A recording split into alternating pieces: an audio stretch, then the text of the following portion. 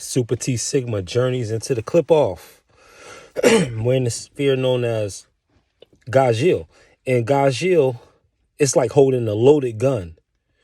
This is the last sphere before you go into Thomiel, before you go into the God level. When you reach Ghagiel, you're an official magician all the way, 100%. In my life, I was seeing weird things happen. Like you speaking things, you don't even get a chance to hope for it, and it shows up and manifests. Certain things you don't even get a chance to wish. You know, I'm coming out of the Christian world, so there's a lot of things I was getting ready to pray about that got answered. Like, okay, this is different. Things were happening like almost at the speed of imagination itself, it seemed. Like, even along the path of manifestation, like, it'd be events that would immediately start pointing toward the direction of that. So in Ghagiel, you're dealing with Beelzebub, who brings on the forces of apocalypse, because what he does is he breaks down the demiurge. As the Lord of Flies, Beelzebub is supposed to devour the world that you leave behind, your former understanding, your former place in the former world, your former perspective. All of this gets devoured by the flies and Beelzebub, the Lord of Flies. This is what happens in Ghagiel. And this is also represented by pure power. So this is the power realm with no restraint.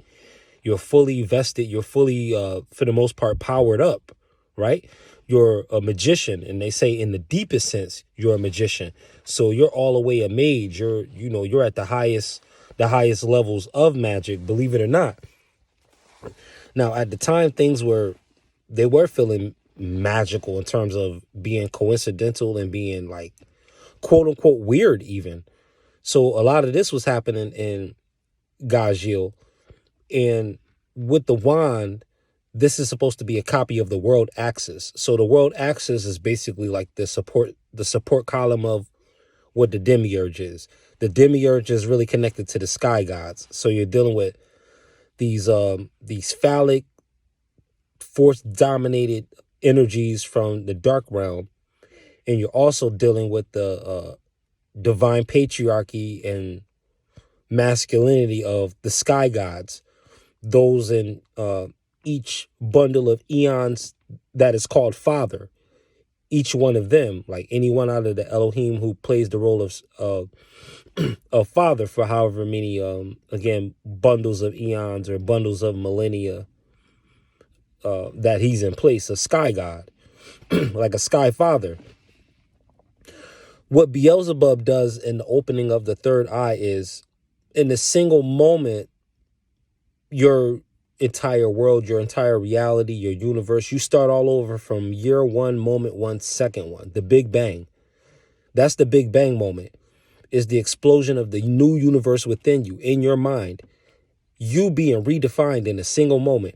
That is the Big Bang, the big explosion, the new creation, the new universe. And so Beelzebub is responsible for devouring that. So this is essentially through your energy.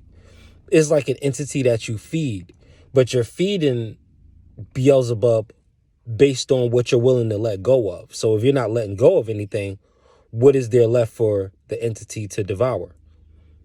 So this is likewise, you can't fly into the black sun like a Rob Zarok would say, with the shell of the old world still attached to you. That has to be ground into dust, right? And so in any realm, there's janitors. In any facility, you got a cleanup crew.